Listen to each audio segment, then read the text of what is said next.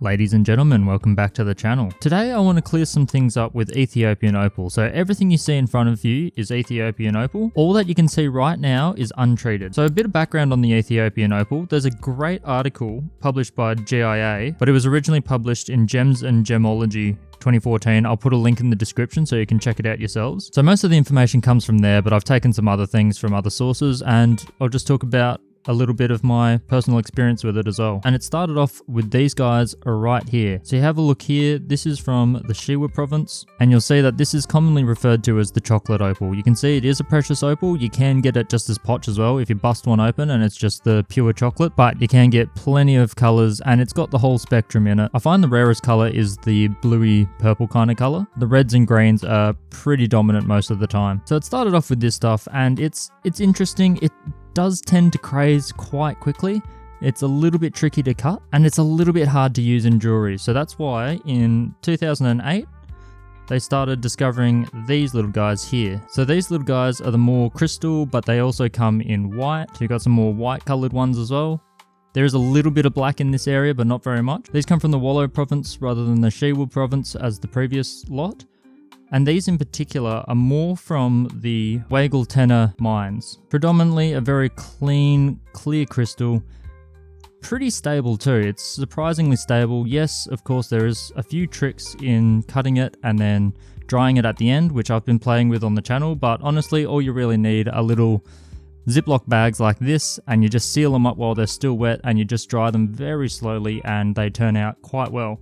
As you can see on the channel, I've done quite a few. But these are the hydrophane opals. So if I grab two that I've pre-soaked in water, you can see they start going very clear and transparent. Typically they do go this yellowy color, but you can also get the white ones that just stay this milk white. When those dry back out, they come out back to something like this. Now, if we move on from those and travel further in time, we'll come into 2013, and that's when this black opal was found. Untreated, black opal, also from the Wallo province, but located across the main road in the Stayish mines. So it's a very dark opal stone.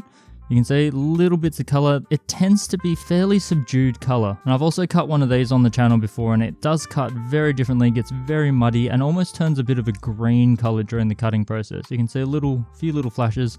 These were sent over to me by Pulitzer. He knows I'm a fan of all things opal. And these are pieces that he played with and I'll play with them again. And as you can see from some of these chunks, the stuff does not hold together very well at all. It responds very badly to water and very badly to drying. Not just crazing, they do fully split. But you can see the little speckles of colour inside. So this mine also has the white and crystal opal, but there is a lot of this. And it seems to be a high concentration of barium located in this mine, which is assisted with this dark body tone. And these are non-hydrophane, so if you do chuck them in water, they do not respond well. They do not absorb the water like the other hydrophane opals. So while this one has all those pores and it just soaks the water straight in and goes that crystal clear color, or a slight yellow or slight milky color, these ones tend to just fracture themselves apart, which is not great. So I've got to do a bit more playing with these because I have cut them in water and I have dried them effectively before. And maybe it's just about drying them really carefully because you can't really soak them really carefully. I just dunk them in water. Maybe you can increase the humidity through a controlled box, but that's a little bit sophisticated and we don't want to deal with that. So that is a Stayish mine. It is definitely an Ethiopian black opal.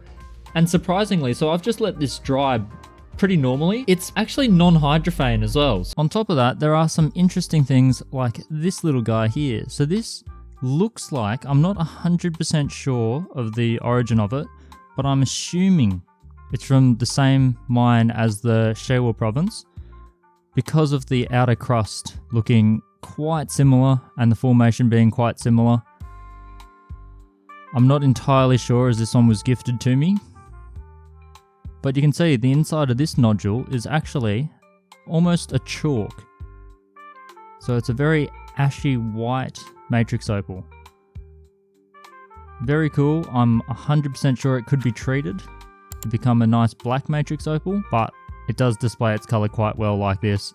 Way too powdery to polish though, so it would need some sort of stabilization techniques. And speaking of stabilization techniques, another thing that Pulitzer sent me, a big stabilized Shiwa Province Opal. So this one, non-hydrophane, not meant to soak the water very well, responds pretty badly. And I'm holding it like this because it is incredibly sticky. However this stabilization technique has been done, it is very grippy, as you can see. It leaves almost like a honey behind on my fingers, and they seem to have just soaked this stone in that. You can also get a lot of smoke treated opal, you can get a lot of oil treated opal. They do a lot of crazy things to this non-hydrophane stuff because the hydrophane stuff is very easy to soak and dry. Well, not so easy to dry, but if you're careful you can get it done. Whereas this stuff, it will tend to explode. So typically people will keep it in little jars of water like this, though this is not actually one. And even some of these crystal ones, you can see there's actually a black crystal as well. So I could recut this stone to just reveal that black crystal opal, but a lot of the color is not located in the black, so that's why I haven't done that. So I started fairly scared of this material, but you really don't have to be. I encourage people to give it a crack. It is very cheap material compared to some Australian opal. So by all means, give it a crack. Stick to this stuff just here, so just in the middle. You'll see it referred to as hydrophane opal, Wellow opal. It's got a bunch of names.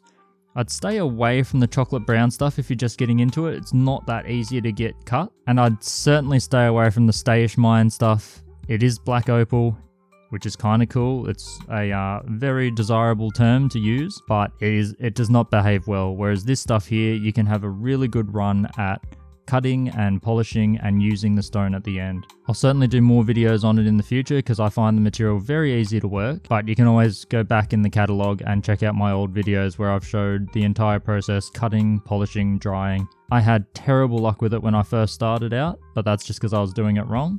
You can also check out that video if you want. Just using a careful drying method, this stuff is fantastic. Good bang for your buck and good practice. It cuts very similar to the Australian opal. It's a little bit softer. It's got a higher water content in the crystal. So a little bit softer, a little bit more fragile, much faster to cut and polish. And just as much fun with just as much color. It is very bright stuff. Anyway, that's a little bit of a journey in Ethiopian opal. Hopefully now you know which ones to go with and which ones to avoid. Just try to buy this stuff in dry form, wet it yourself, cut it yourself, dry it yourself. You'll have a great time. And hopefully end up with some great stones, and I'd love to see them. Stay tuned and I will try to give a little bit more instruction into it, just so that everyone's got a good grip on it. Who knows, it might even be the next video. Catch you guys.